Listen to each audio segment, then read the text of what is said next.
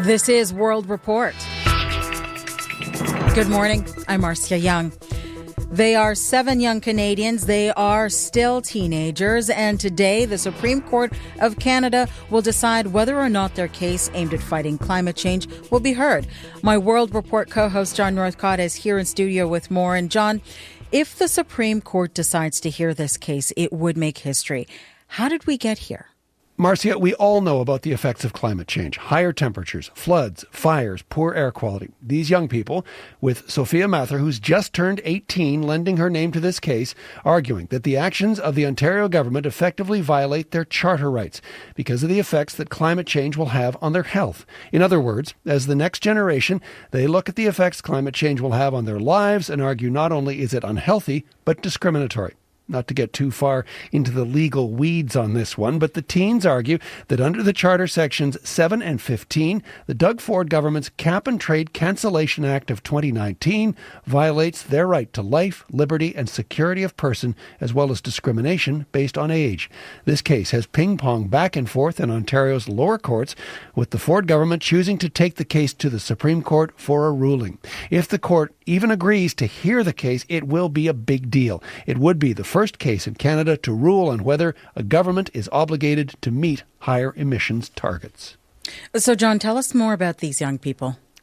Marcia, the case bears the name of Sophia Mather. Despite her young age, she's been involved in the climate fight for years now, taking her fight to Ottawa and Capitol Hill and Washington, D.C., along with international climate activist Greta Thunberg. Here is Mather. I believe that youth deserve a say in issues like climate change, social justice, are things that affect us on the daily. I also believe that youth deserve a say in our government's policies and what they do with our future. We've just come through an election where the issue of climate change was notably largely absent.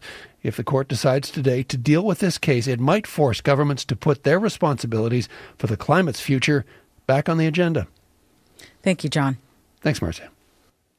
World Report co-host John Northcott.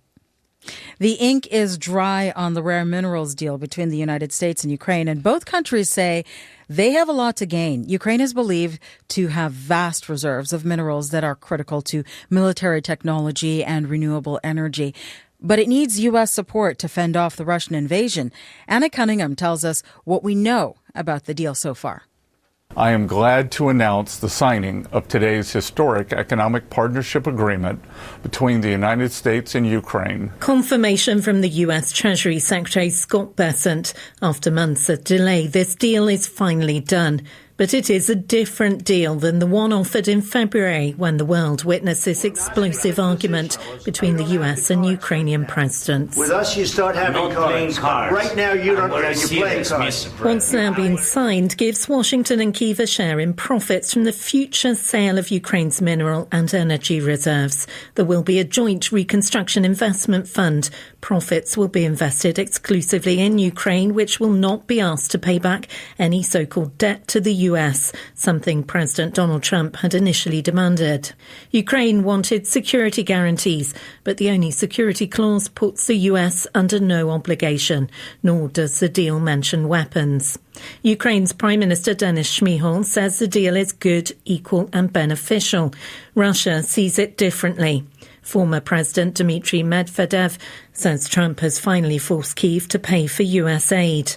This deal may well prove a consequential moment in the war. The US now has a stake in Ukraine's future.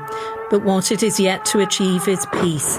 Overnight drone strikes once again hitting Odessa, Kharkiv and Russian-occupied parts of Kherson.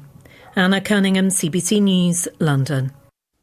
Thousands of people are holding May Day demonstrations to mark the International Labour Holiday.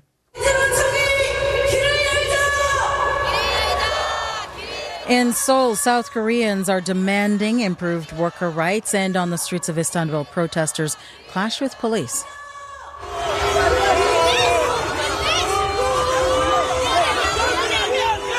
Officials have suspended train, bus and ferry service in an effort to stop the labor activists. Demonstrations have been banned in Turkey for more than a decade. May Day recognizes the struggles and triumphs of global labor movements. The holiday's roots stretch back over a century. Consent and the timing of consent will be at issue today in the sexual assault trial of 5 hockey players. A London, Ontario jury has been viewing video filmed the night of the alleged incident. The 5 players, all former members of Canada's World Junior team, have pleaded not guilty to the charges against them. They are related to alleged sexual assault after a Hockey Canada gala in London, Ontario in June 2018. Karen Pauls has been following the trial.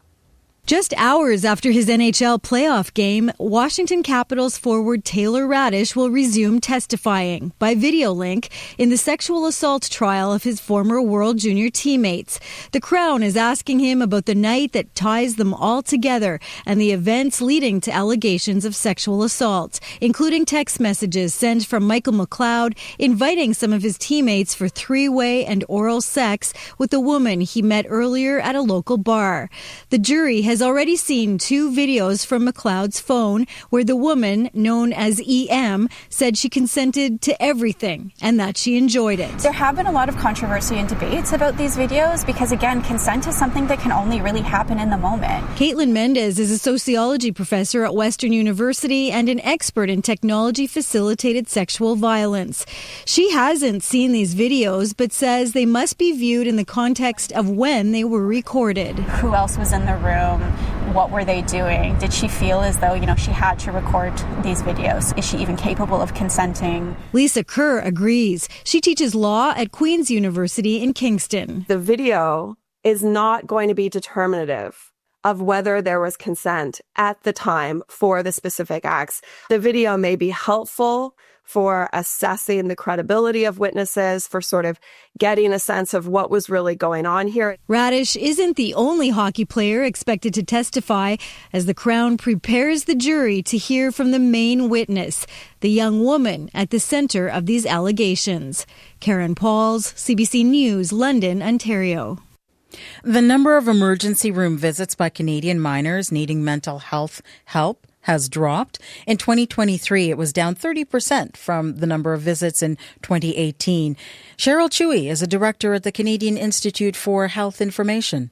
These data points suggest that we're seeing a bit of a shift in where children and youth are getting care for their mental health and shifting away from hospitals and towards community settings. She says in several provinces, more young people are talking to their doctors about their mental health, and more were prescribed medications for mood and anxiety. The Premier of British Columbia is promising to review the Mental Health Act.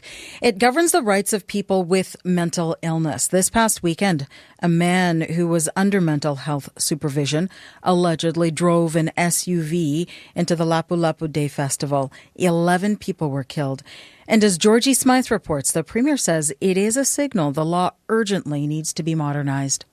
We need to be able to force people into care. That's modernising the Mental Health Act was on the government's to-do list, says Premier David Eby, but he says it can't wait any longer. It's a commitment to ensure an act that was introduced and passed in the 90s is meeting the moment. Better balancing the rights of a person in distress with the safety of others will be one of the priorities, but no timeline was given for the work. Police confirmed the accused, Kaiji Adam Lowe, had a significant history of non-criminal encounters with law enforcement regarding his mental health.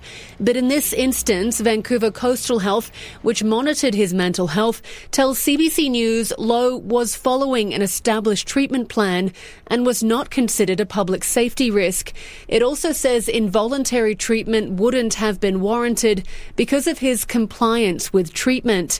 He's been charged with 8 counts of second-degree murder. There are people out there who should not be directing their own care. Mayor Ken Sim wants help from the province and Ottawa to expand the 400 mandatory treatment beds currently being rolled out. Vancouver is stepping up, but we can't and we should not be doing this alone. BC will hold a day of mourning on Friday to honour the lives lost and changed in this tragedy. Georgie Smythe, CBC News, Vancouver. And that is the latest national and international news from World Report. News anytime at cbcnews.ca. If you like the World Report podcast, please follow us and tell a friend. It helps spread the word. I'm Marcia Young.